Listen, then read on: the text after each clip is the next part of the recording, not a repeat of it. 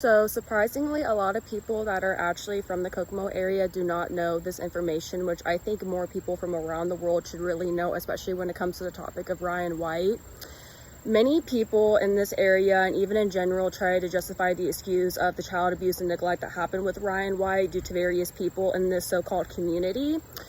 Was that, oh, well, people didn't know about Ryan having, hemophilia and this, that, and the third. And a lot of people genuinely thought that gay people were the reason why AIDS was a thing in the first place. And, all that jazz from back in, 85 and whatever.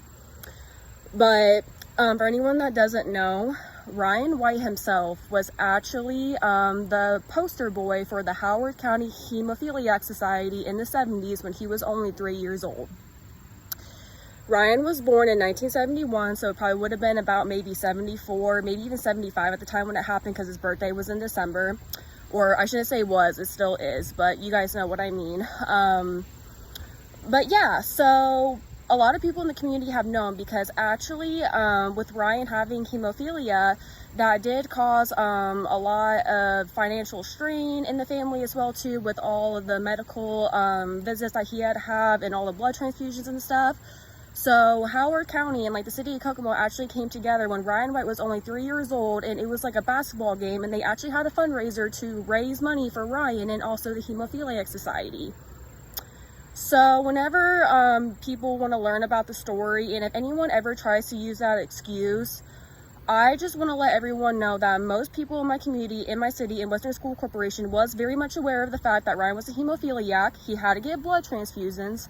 The blood transfusions were the reason why he contracted AIDS in the first place, and basically a bunch of people lied on him and bullied him and were extremely homophobic to him just for the fun of it and just because people here are absolutely terrible. But even then, if Ryan himself actually did contract the AIDS from being gay or, sexual intercourse or the case may be, at the end of the day, you should still not shame anyone or make anyone feel bad or guilty for something like that, even despite the circumstances. But he was literally a child, and y'all still did that to him. But yeah, a lot of people don't know about this little snippet that was in the Kokomo Tribune that you can actually find on the Kokomo Tribune website, along with other news articles about Ryan himself, because Ryan actually used to be a paperboy for the Kokomo Tribune when he still lived in this area, but he actually lost his job and people turned on the Kokomo Tribune for still keeping him employed because people thought that they could get AIDS from the newspaper ink.